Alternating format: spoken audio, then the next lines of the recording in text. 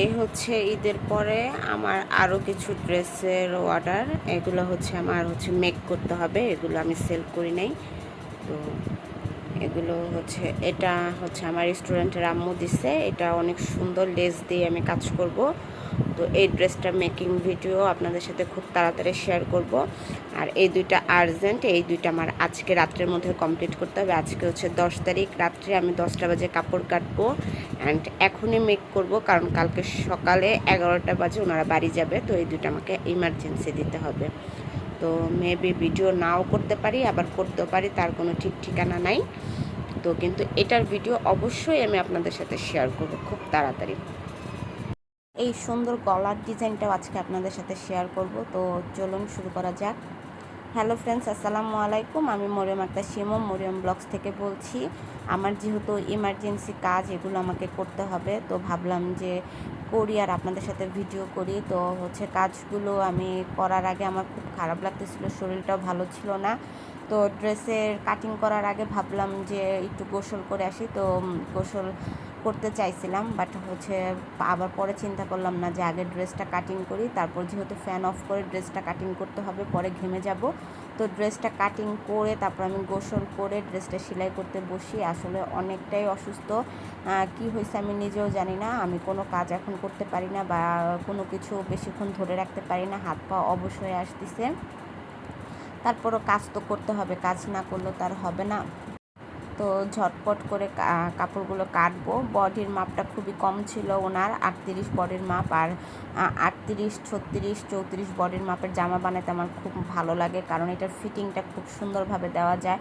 অনেকে বলে যে আপু কোমরের মাপ পেটের মাপ এক হয়ে যায় কেন? আসলে যাদের বডি 42, 44 থাকে, তাদের কিন্তু কোমর, বডি এবং পেট সব কিছু একই থাকে, যার কারণে শেপটা সুন্দর আসে না। বাট এই যে আমি 38 সাইজের বডি কাটতেছি, কোমর ওনার 34, তো বডির একটা সুন্দর শেপ আসে, দেখতে কিন্তু খুব সুন্দর লাগে। তো আমার এই টাইপের কাপড় বানাইতে কিন্তু খুব ভালো লাগে।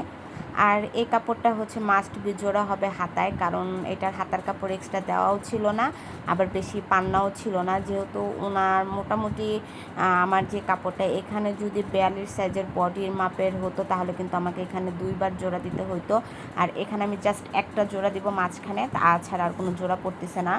যদি হেভি সাইজের হতো, তাহলে কিন্তু এইটার মধ্যে আমার 2টা জোড়া পড়তো, একটা মাঝখানে আবার বগলের নিচেও জোড়া পড়তো।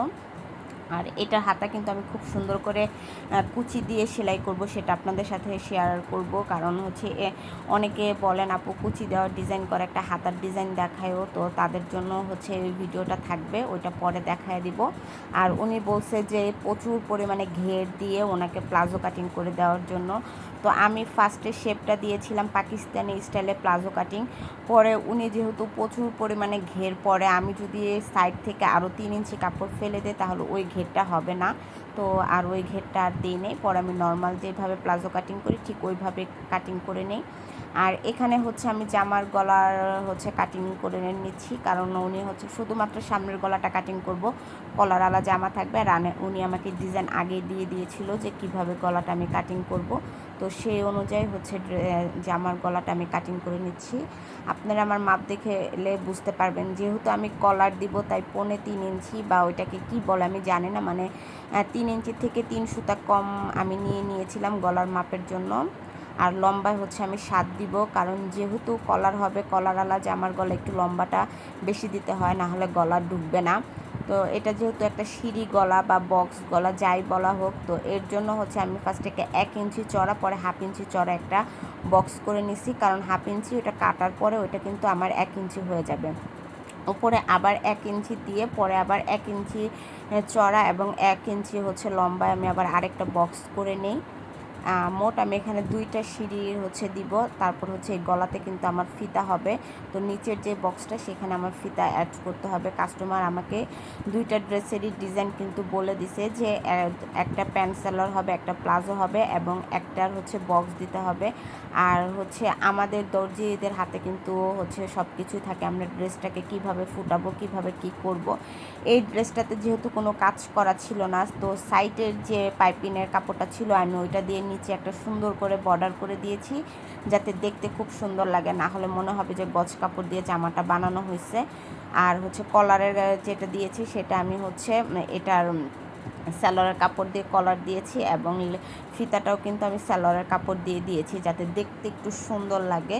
তো আমি এটার কাটিং ভিডিও মানে করেছি, সেটাও আপনাদের সাথে শেয়ার করেছি, আর এটার সেলাইয়ের ভিডিওটা আপনাদের সাথে শেয়ার করব পরবর্তী ভিডিওতে, কারণ একটা ভিডিওতে আমি সব কিছু শেয়ার করব না। আমি চাচ্ছি যে আপনাদের আস্তে আস্তে একটু একটু করে বোঝানোর জন্য। আশা করি আপনারা বুঝতে পেরেছেন। তো যারা চ্যানেলটিকে সাবস্ক্রাইব করেছে তাদেরকে জানাই অসংখ্য ধন্যবাদ, আর যারা এখনও সাবস্ক্রাইব করেন প্লিজ আমার চ্যানেলটি সাবস্ক্রাইব করে পাশে থাকা বেল আইকনটি অন করে রাখবেন, যাতে যে কোনো ভিডিও দেওয়ার সাথে সাথে নোটিফিকেশন পেতে পারেন। আর হচ্ছে আমরা যারা দর্জি আপু আসি তারা কিন্তু হচ্ছে মোটামুটি এবার ঈদে ভালো টাকা ইনকাম করেছি। কে কত টাকা আয় করছেন অবশ্যই আমাকে একটু কমেন্ট করে জানাবেন। বাট আমি কত টাকা আয় করছি আমি নিজেও জানি না, কারণ আমি বেশিরভাগ টাকায় আমার ব্যাংকে ফালাই দিছি। তো এই যে গলার ফাইনাল লুক। আল্লাহ হাফেজ।